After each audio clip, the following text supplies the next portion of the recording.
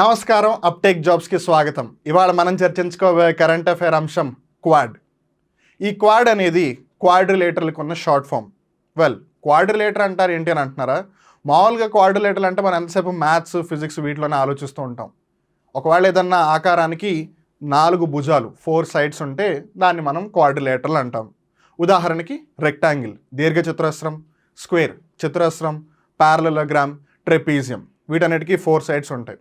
కానీ ఇవాళ మనం చర్చించుకోబోయే 4 సైడ్స్ యాక్చువల్గా భుజాలు కాదు, రాదర్ దేశాలు అంటే కంట్రీస్. మరి ఆ 4 దేశాలు ఏంటి అని అంటే, సో ఇక్కడ మ్యాప్ని మీరు గమనించినట్టయితే అంతా కూడా గ్రే కలర్లో కనిపిస్తుంటే ఒక 4-5 ప్రదేశాల్లో మటుకి బ్లూ కలర్లో కనిపిస్తుంది. సో ఆ బ్లూ కలర్లో ఉన్న దేశాలు ఏవైతే ఉన్నాయో మనం దాని గురించి చర్చించుకోబోతున్నాం. And they are the part of the Quad. ఇంతకీ ఆ 4 దేశాలు ఏంటి అంటే, ఒకటి ఇక్కడున్న ఇండియా, రెండవది జపాన్, మూడవది అమెరికా, నాలుగవది ఆస్ట్రేలియా.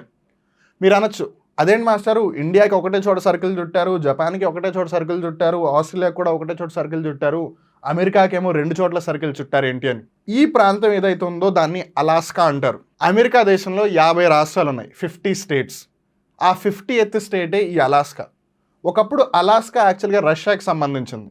అయితే అమెరికా కొన్ని $1 మిలియన్ రష్యాకి చెల్లించి, అంటే $1 మిలియన్ ఇచ్చి అలాస్కాని తెచ్చుకుంది. పాపం రష్యా దురదృష్టం, ఆ అలాస్కాలో ఎన్ని ఆయిల్ రిజర్వ్స్ ఉన్నాయని తర్వాత తెలిసింది. ఇదైతేనే జరగాల్సిన నష్టం జరిగిపోయింది. But again coming back to the topic, so India, Japan, Australia, USA, United States of America, ఈ 4 దేశాల యొక్క సమూహాన్నే క్వాడ్ లేదా క్వాడ్రిలేటరల్ కంట్రీస్ అంటారు. ఇక్కడ మీరు కన్ఫ్యూజ్ అవ్వకుండా తెలుసుకోవాల్సింది ఇంకోటి ఏంటంటే, మన ఇండియా ఇంకో 4 దేశాల సమూహంలో కూడా ఒక భాగస్వామ్యమైన దేశం. దాన్ని G4 అంటారు. G4 అంటే ఏంటి? Group of 4. ఈ G4లోనేమో బ్రెజిల్, జర్మనీ, ఇండియా, జపాన్ ఉన్నాయి. ఈ క్వాడ్లోనేమో ఇండియా, జపాన్, ఆస్ట్రేలియా, అమెరికా ఉన్నాయి. సో ఆ డిఫరెన్స్ని జాగ్రత్తగా గుర్తుపెట్టుకోండి. బికాస్ G4లో క్వాడ్లో రెండిట్లోనూ ఉన్న దేశాలు ఇండియా, జపాన్. G4లో బ్రెజిల్, జర్మనీ ఉంది, వేరే స్క్వాడ్లో ఆస్ట్రేలియా, అమెరికా ఉంది. సో ఒకటైతే మనకు తెలిసిపోయింది, మనం చర్చించుకోబోతున్న టాపిక్ ఏంటి అని. దాని పేరే క్వాడ్. కానీ అసలు ఈ క్వాడ్ గురించి ఎందుకు చర్చించుకుంటున్నాం? ఎందుకంటే అది వార్తల్లోకి వచ్చింది. ఇంతకీ వార్తల్లోకి ఎందుకు వచ్చింది? దానికి సంబంధించి గమనిస్తే ఈ క్వాడ్ దేశాలు ఏవైతే ఉన్నాయో ఇండియా, జపాన్, ఆస్ట్రేలియా, అమెరికా, వీటి యొక్క విదేశాంగ మంత్రులు అంటే ఎవరు? కొన్ని దేశాల్లో ఎక్స్టర్నల్ అఫైర్స్ మినిస్టర్ అని అంటారు, కొన్నిసార్లు ఫారిన్ అఫైర్స్ మినిస్టర్ అంటారు. బట్ ఏదైతేనే విదేశాంగ అంటే ఫారిన్ రిలేటెడ్ అంశాలకి సంబంధించి, లేదా వేరే దేశాలకి సంబంధించి, లేదా ఇంటర్నేషనల్ అంశాలకి సంబంధించి, అంతర్జాతీయ అంశాలకి సంబంధించి ఏదన్నా ఒక డిసిషన్స్ తీసుకోవాలి అన్నా, లేదు సదస్సులు, మీటింగ్స్, కాన్ఫరెన్సెస్ ఉన్నా దానికి సంబంధించి అటెండ్ అయ్యే పర్సనే ఈ విదేశాంగ మంత్రి. వీళ్ళు ఐక్యరాజ్య సమితి జనరల్ అసెంబ్లీలో, ఐక్యరాజ్య సమితి అంటే ఏంటి?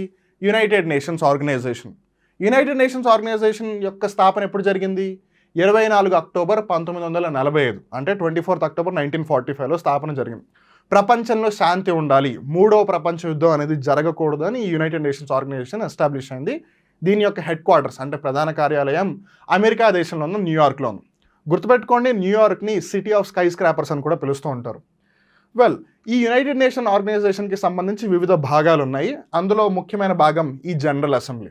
ఉదాహరణకి మీరు ఇండియాని గమనించారనుకోండి, ఇండియాలో పార్లమెంట్ అంత ఇంపార్టెంటో యునైటెడ్ నేషన్స్ ఆర్గనైజేషన్కి జనరల్ అసెంబ్లీ అంత ఇంపార్టెంట్ అనమాట.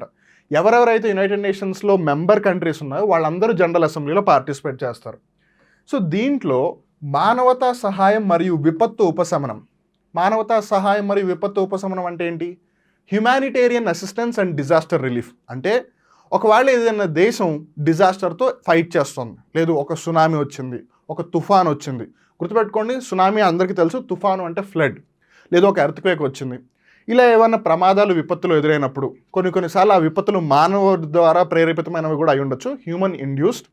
ఏదైతేనే ఇలాంటి విపత్తులు ఎదురైనప్పుడు వాళ్ళకి హెల్ప్ చేయడం, and as a human being, ఎందుకంటే మనిషికి సహాయం చేసి తీరాలి, అదే మానవత్వం. అందుకని ఈ అంశాలకి సంబంధించి భాగస్వామ్యంపై ఈ 4 దేశాల యొక్క విదేశాంగ మంత్రులు సంతకం చేశారు. And that's why it is in the news. And ఇక్కడ మీరు ఈ క్వాడ్లో ఏవైతే 4 కంట్రీస్ ఉన్నాయో ఆ 4 కంట్రీస్ యొక్క ఫ్లాగ్స్ని గమనించవచ్చు. అఫ్ కోర్స్ ఇవి ఫుల్ ఫ్లెజ్డ్ ఫ్లాగ్స్ కాదు, just an indication though. India గురించి మనకు తెలుసు, it's call Tiranga. Japan flag ఏమో చుట్టూ వైట్ కలర్ ఉండి మధ్యలో రెడ్ డాట్ ఉంటుంది, దిస్ ఇస్ అమెరికా. ఇక్కడ నక్షత్రాలు ఉంటాయి. రిమెంబర్, అమెరికా ఫ్లాగ్లో ఏవైతే స్టార్స్ ఉంటాయో అవి టోటల్ 50 ఉంటాయి.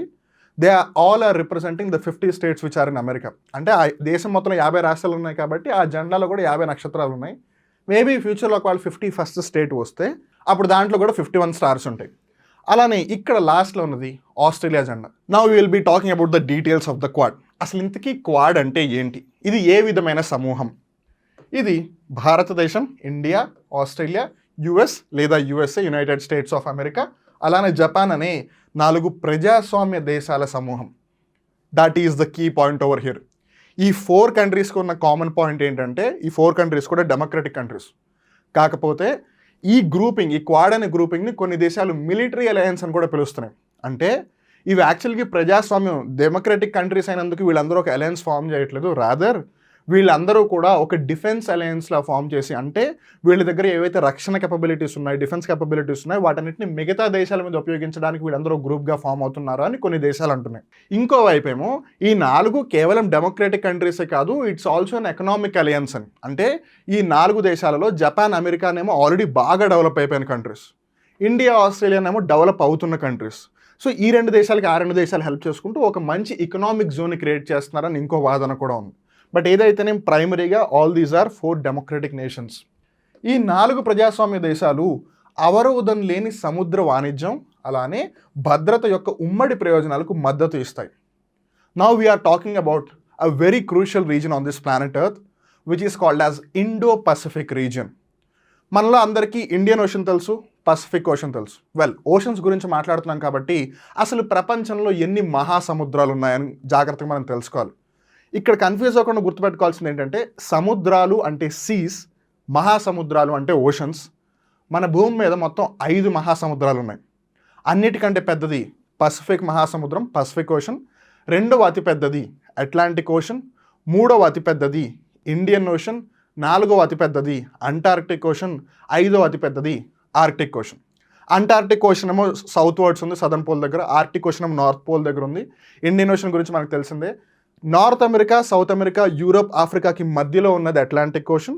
అలానే ఇండియన్ ఓషన్కి ఈస్ట్ వర్డ్స్గా ఉన్నది పసిఫిక్ ఓషన్. ఏదైతేనే ఈ పసిఫిక్ ఓషన్ చుట్టూతాని 4 దేశాలు ఉన్నాయి. Well, we'll again look in to the map, మనకు మళ్ళీ క్లియర్గా తెలుస్తుంది. ఇండియా ఉంది కాబట్టి ఇండియన్ ఓషన్ అసోసియేట్ అయి ఉంది. అలానే ఆస్ట్రేలియాకి ఒకవైపు ఇండియన్ ఓషన్ ఉంటే ఇంకోవైపు పసిఫిక్ ఓషన్ ఉంది. అలానే జపాన్కి, అమెరికాకి 2 వైపులా పసిఫిక్ ఓషన్ ఉంది. అలా ఈ ఇండో పసిఫిక్ రీజియన్లో ఈ ట్రేడ్ అనేది ఏదైతే ఉందో, ఎస్పెషల్లీ సీకి, సముద్రానికి సంబంధించిన వాణిజ్య వ్యవహారాలు ఏవైతే ఉన్నాయో అవన్నీ కూడా సక్రమంగా జరగాలి. అలానే సెక్యూరిటీ అనేది చాలా చాలా ఇంపార్టెంట్. సో వీటిని కాపాడడానికి ఈ 4 ఒక సమూహంగా ఏర్పడ్డాయి అనేదే క్వాడ్ చెప్పేది. ఇది స్వేచ్ఛాపూరిత మరియు సంపన్నమైన ఇండో పసిఫిక్ ప్రాంతాన్ని నిర్ధారించడం మరియు మద్దతు ఇవ్వడం లక్ష్యంగా పెట్టుకుంది. సో మనకు ఆల్రెడీ రీజన్ తెలిసిపోయింది ఏంటంటే ఈ ఇండో పసిఫిక్ రీజన్ని కాపాడాలి అని. ఎవరి దగ్గర నుంచి కాపాడాలి, ఎందుకు కాపాడాలి? Well, will get to know that in a while, so keep watching. Well, before going further ఒకసారి పిక్చర్ని గమనించండి. ఇక్కడ 4 వ్యక్తులు ఉన్నారు, వెనకాల 4 దేశాలు కనిపిస్తున్నాయి. సో దాన్ని బట్టి మనం ఐడెంటిఫై చేయొచ్చు ఆ దేశ నాయకులు వాళ్ళని. ఇండియా తరపున ప్రధాని నరేంద్ర మోదీ గారు ఉన్నారు.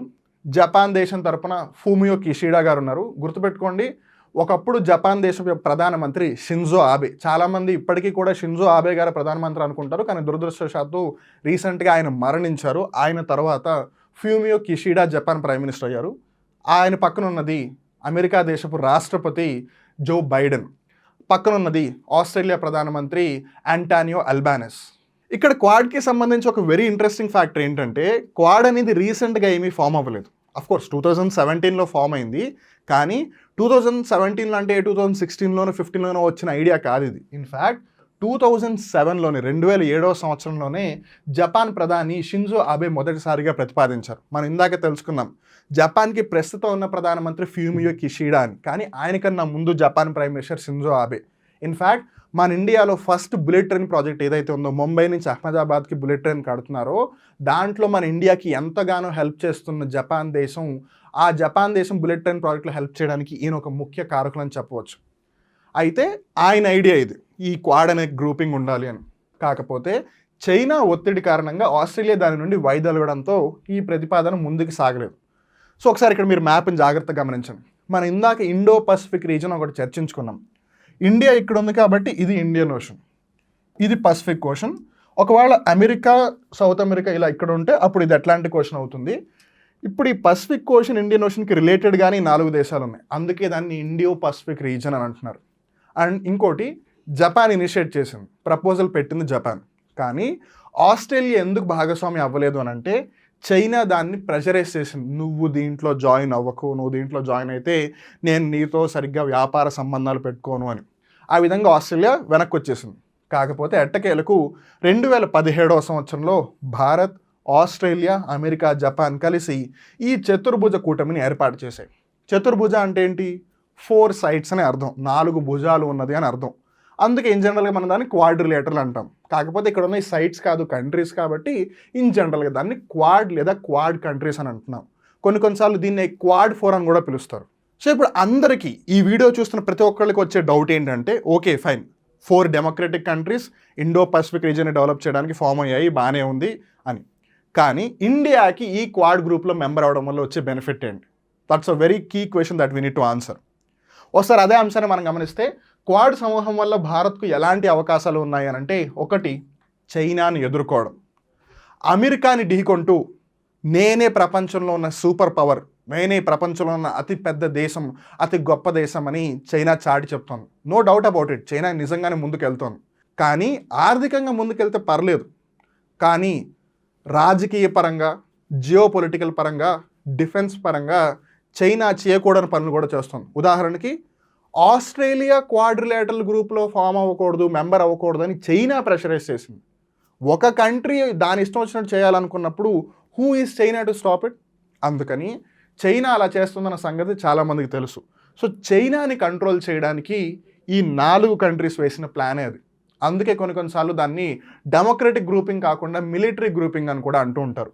సో చైనా ఎస్పెషల్లీ పసిఫిక్ ఓషన్లో తన యొక్క మిలిటరీ ప్రెజెన్స్ని పెంచుకుంటోంది. In fact not only Pacific Ocean, మెల్లిమెల్లిగా చైనా ఎంతలా అంటే సౌత్ ఆఫ్రికా, మెడగాస్కర్ ఈ చుట్టుపక్కల ప్రాంతాల్లో కూడా తన మిలిటరీ ప్రెజెన్స్ని పెంచుతోంది. సో ఇప్పుడు చైనాని ఆపాలి అని అంటే ఈ 4 దేశాలు ఖచ్చితంగా కలిసి ఉండాలి. అండ్ ఇండియా దాంట్లో ఒక ముఖ్య పాత్ర పోషిస్తుంది. బికాజ్ ఇండియన్ ఓషన్కి ఎక్కువగా యాక్సెస్ ఉన్న వన్ ఆఫ్ ద కీ కంట్రీస్లో ఇండియా కూడా ఒకటి కాబట్టి. రెండవది నెట్ సెక్యూరిటీ ప్రొవైడర్గా అభివృద్ధి చెందడం. నెట్ సెక్యూరిటీ ప్రొవైడర్ అంటే ఏంటి? మనం రక్షణకి సంబంధించి ఎన్నో అంశాలకి ఇతర దేశాల మీద ఆధారపడుతూ వస్తున్నాం. కానీ ఈ గ్రూపింగ్ వల్ల ఏమవుతుందంటే మనం వేరే దేశాల మీద ఆధారపడకుండా మనమే ఇతరులకు సెక్యూరిటీ ప్రొవైడ్ చేసే స్టాండ్లోకి వస్తాము, ఒక స్టేటస్లోకి వస్తాము. అండ్ దట్స్ వై క్వాడ్లో మనం భాగస్వాములు అవ్వడం ఇండియాకి చాలా ఇంపార్టెంట్.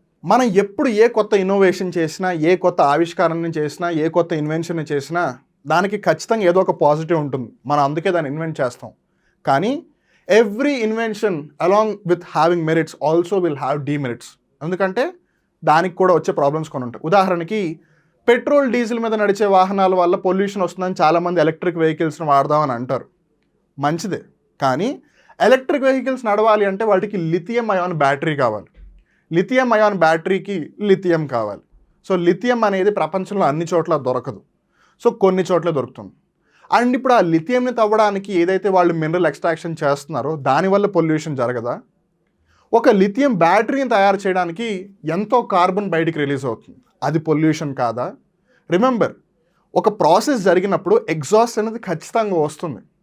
ఇప్పుడు పెట్రోల్, డీజిల్ మీద నడిచే బండ్లకి కార్బన్ డైఆక్సైడ్ ఎగ్జాస్టివ్ మెటీరియల్. మరి ఎలక్ట్రిక్ వెహికల్స్కి అది తీసుకునేటప్పుడు ఎలక్ట్రిసిటీ తీసుకున్న రిటర్న్ ఎక్కడో అక్కడ ఇవ్వాలి కదా, maybe in the form of heat, లేదు in the form of something else.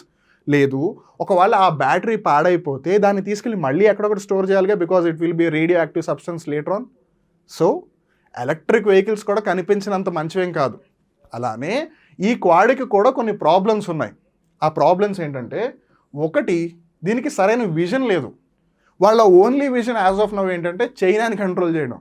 చైనాని control చేయడం టార్గెట్ ఏంటి? అదొక విజన్ ఏంటి? Well, of course it is a part of it. కానీ ఓన్లీ చైనాని కంట్రోల్ చేయడానికి గ్రూపింగ్ పెడితే వీళ్ళు ఎంతసేపు చైనా ఏం చేస్తుందని చూస్తారు, కానీ చేయాల్సినంత చైనా చేసుకుని వెళ్ళిపోతుంది. అందుకని వీళ్ళొక విజన్ పెట్టుకోవాలి. మన నలుగురం not only A democratic grouping, not only an economic grouping, not only A military grouping, మనం అన్ని విధాలుగా డెవలప్ అవ్వాలి అని ఈ 4 ఒక విజన్ని క్రియేట్ చేసుకోవాలి. సముద్ర ఆధిపత్యం. సో ఇప్పుడు వీళ్ళందరూ ఇండో పసిఫిక్ రీజన్ని కంట్రోల్ చేయడానికి ట్రై చేస్తున్నారు. అండ్ మోరోవర్ చైనాని కంట్రోల్ చేయడానికి ట్రై చేస్తున్నారు. సముద్రం అనేది అందరికీ సమానమే. మరి అందరికీ సమానమైన సముద్రంలో ఎవరు ఆధిపత్యం చెలాయిస్తారు? ఈ 4 దేశాలా, లేదా ఈ 4 దేశాలలో అందరికన్నా శక్తివంతమైన అమెరికానా? That's a question. కూటమి వ్యవస్థ పట్ల భారతదేశం విముఖత. అంటే ఇలాంటి ట్రీటీస్కి ఇండియా అంతగా ఎప్పుడు మొగ్గు చూపదు. బికాస్ బ్రిటిష్ వాళ్ళు పరిపాలించినప్పుడు మనం చూస్తూనే ఉన్నాం, we last lot of things. అందుకని ఒక స్ట్రాటజిక్ పార్ట్నర్షిప్ అయితే పర్లేదు, కానీ ట్రీటీ ద్వారా ఏలీ అయితే మటుకు అది ఇండియాకి ఇష్టం లేదు. అందుకని these are some issues regarding the Quad. ఇక్కడతో ఇవాళ కరెంట్ అఫైర్ ఎపిసోడ్ ముగుస్తుంది. మళ్ళీ ఇంకో రోజు ఇంకో కొత్త కరెంట్ అఫైర్ ఎపిసోడ్తో కలుద్దాం. ఇలాంటి ఆసక్తికరమైన వీడియోలు మీరు మళ్ళీ చూడాలి అనుకుంటే మా అప్టేక్ జాబ్స్ యూట్యూబ్ ఛానల్ని సబ్స్క్రైబ్ చేసి ఆ బెల్ బటన్ని ప్రెస్ చేయండి.